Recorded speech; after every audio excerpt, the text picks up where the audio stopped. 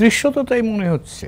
তার কারণ হলো যে ধরেন আমরা পেশাদার যারা এটাকে দেখি, আপনি শুরু করেছিলেন ফয়েজের সাথে যে রাজনৈতিক নেতৃবৃন্দ বা অন্য পক্ষ কীভাবে দেখছে।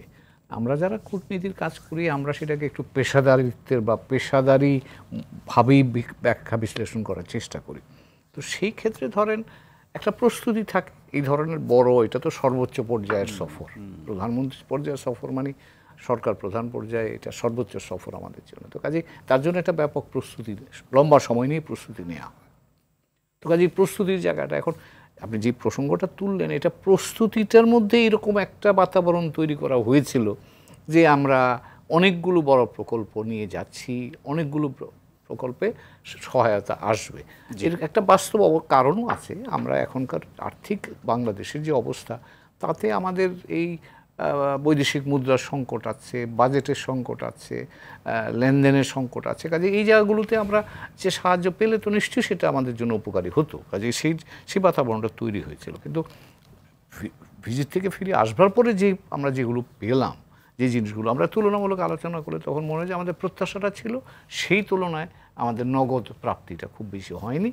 কিন্তু যে জায়গাগুলো আছে এখানে একেবারে ভবিষ্যৎমুখী কিছু পরিকল্পনা আছে। ধরেন আমরা যেমন বাংলাদেশের জন্য চীনের খুব গুরুত্বপূর্ণ একটা উপাদান হচ্ছে ব্যবসা বাণিজ্য, কারণ চীন আমার সবচেয়ে বড় আমার বাণিজ্যিক অংশীদার। তো সেই জায়গায় এফটিএ করবার জন্য আমরা ফিজিবিলিটি স্টাডি আমরা করবো, এটা স্বীকার করেছি। এবং এটা হলে বাংলাদেশের জন্য অন্তত দুই পর্যায়ে লাভ। একটা হচ্ছে যে তাদের সাথে আমাদের যে বাণিজ্যিক ভারসাম্য, লেনদেনের ভারসাম্য, এটা একেবারে $24 বিলিয়ন আর আমার $1 বিলিয়নের কম। তো কাজে এটা খুবই বেকায়দা রকম। তো কাজে এটা আমরা মোটামুটি একটুখানি ডাইভার্সিফাই করা, একটু বেশি আমাদের অবস্থাটাকে শক্তিশালী করার সুযোগ পাবো।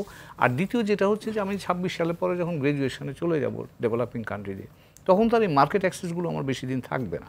তো কাজে শুধু চীন না, সারা পৃথিবীতে আমি যে ব্যবসা বাণিজ্য করে বেড়াই তার জন্য আর আমার কিন্তু প্রোডাক্টস তৈরি করতে হবে। নগদ প্রাপ্তি কম হওয়ার পেছনে কারণ কি, সেটা কারণগুলোকে আপনার কাছে কি মনে হয়? যে না, এটা ধরেন অনেকগুলো কারণ।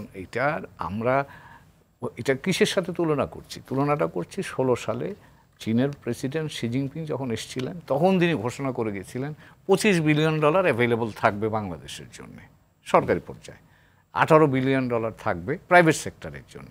তো এটা তো যে কোনো বিবেচনায় আপনি একটা বড় সংখ্যা। তো কাজে আমরা কিন্তু এখনও সেই সংখ্যার আলোকেই আমরা আমাদের প্রত্যাশাটাকে সাজাবার চেষ্টা করেছি। সেই তুলনায় আপনি $25 বিলিয়নের ডলার আর $1 বিলিয়ন ইউয়ান, এটা তো চোখেই দৃশ্যতেই তফাৎটা বোঝা যায়। কিন্তু যেটা হয় যে অনেক ধরেন চীন 16 সালে যেইভাবে পৃথিবীটাকে দেখেছে বা আমাদের সাথে যেভাবে সম্পর্ক পরিচালনা করত, এখন কিন্তু সেভাবে করতে পারছে না। বাংলাদেশকে পর্যবেক্ষণে রাখছে না? বাংলাদেশ না, আপনি ধরেন আমি একটা দৃষ্টান্ত দিই আপনাকে।